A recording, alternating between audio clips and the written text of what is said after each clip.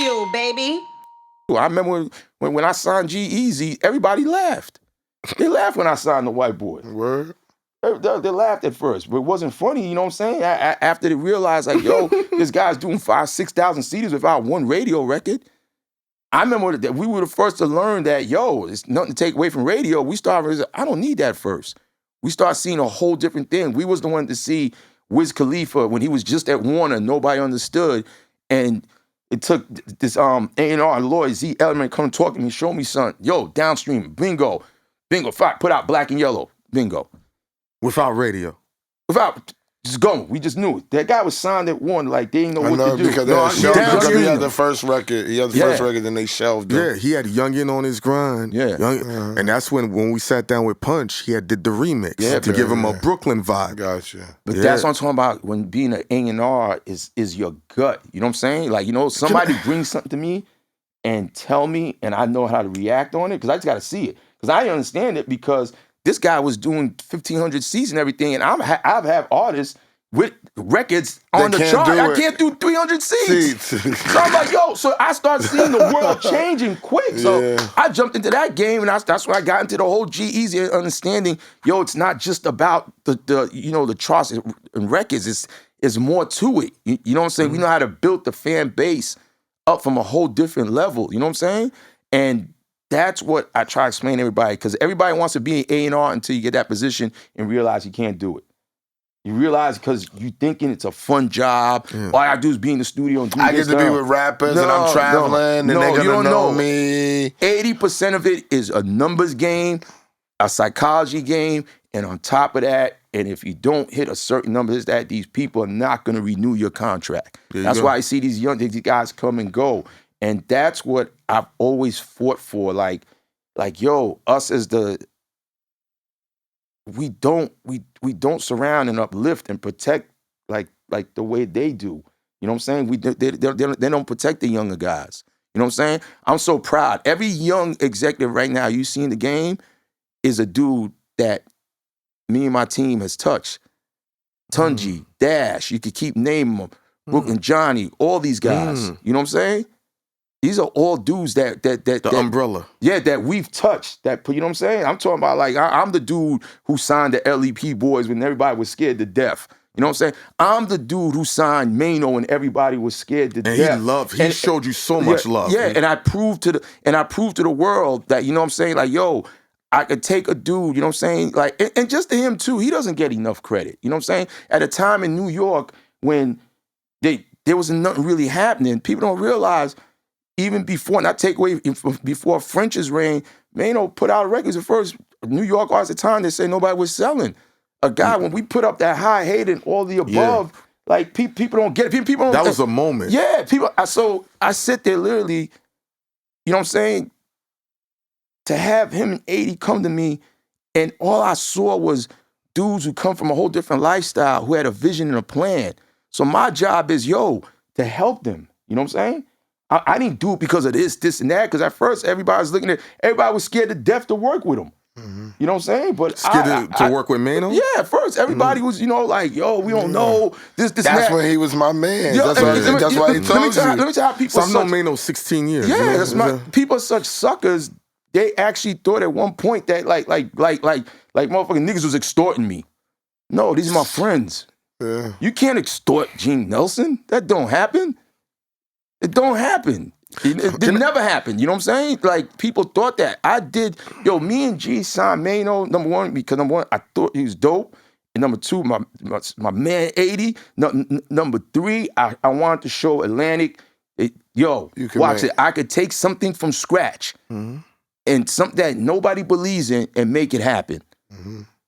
That's why I did it. And after that, not only that, I did that to give that man a platform. Yeah. You know what I'm saying? Because I'm not always going to be in your life. When you're an A&R, it's build and on to the next. Yeah. That's how it is. That's how I live. If you don't like it, this, and that, I don't care. I gave you a platform. You get 15 minutes. Make it an hour, nigga. That's life. Can I ask you this, man? You work with Kim and you also work with Nicki. Yes. How was that navigating it? Because they had their friction. That's more, and I'm not talking about the friction. it's because of how you think mentally. Sometimes that could be stress. Maybe a person's pulling you here, a person, and I'm not saying they did that. Okay. Just the perception of dealing with that. Let me tell you that perception, the whole Nicki Kim thing. Number one, both incredible. Amazing. Actually love them, love working with them, so it was easy. Number one, it's two different. To work with them, it was easy for, you know what I'm saying, for me and G, you know, all of us and Tez and everybody. You know what I'm saying?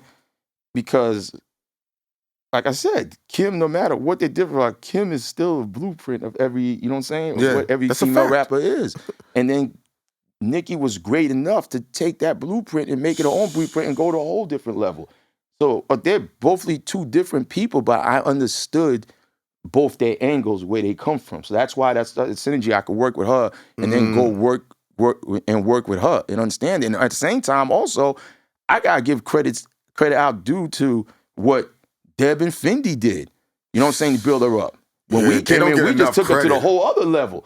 People don't give them enough credit, you know what I'm saying? To take that to that. And then after that, it came to us, and we took it to level 10.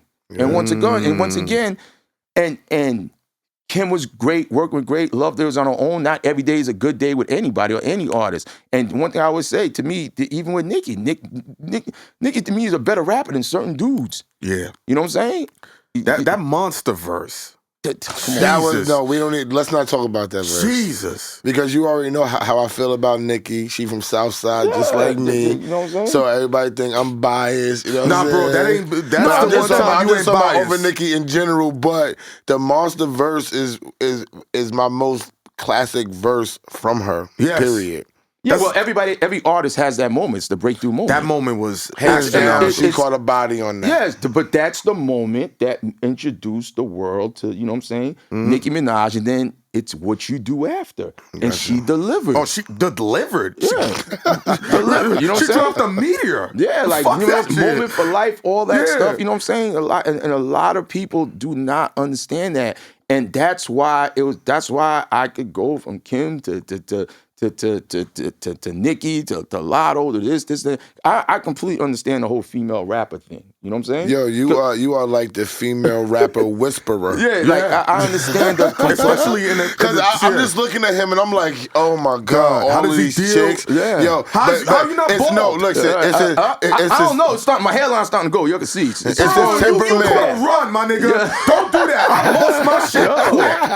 Talk about this so crazy. You know, I learned. The fuck out of here, G. I learned a lot of shit. And also, oh my god, fuck you too, you know what I'm forgetting too? Charlie Baltimore. I'm forgetting about her too. Charlie Baltimore. Yes. See, it was a pleasure, actually pleasure working with her when she was signed to A&Rs. You know what I'm saying? I'm gonna keep it real. Everybody, listen. Everybody speaks I high don't of her. know what this sauce this girl Charlie Baltimore got, but everybody that has come in contact with her, shout out to you, Charlie Baltimore. They speak highly of this girl. Like high. Like why didn't she blow up like everybody thought that she should have? Because everybody within the game that has power speaks highly of her. Let me tell you something. Charlie's great. So first of all, super cool person. Yeah. Super sexy, super cool. It's just at the end of the day, it's at some point it's gotta connect. I don't know, you know, what that is, but I still, you know, I think she's great, but if we want to have a real convo, it's just you have to catch that moment. I don't think she was ever able to catch that moment. And she got with the right cans, but it was at the wrong time. Damn. You know what I'm saying? Because I think that Hove and Big look that she never got is like, that's pivotal. Like everything's pivotal. It's the right, like that. The whole thing. It was towards the end. The A&Rs thing. It was towards the end. And she got with Murder Inc. It was towards the end. You know what I'm saying? Like if Charlie would have caught shit in everything's time. Stride. Like, you know, crazy. Wide receiver running. Yeah, you in the pocket. You never know, but that goes for all of us. It's all timing. Yes. My shit was, you know what I'm saying? I can't say my shit is all. But our you know shit why your timing is good? God and timing. You know why?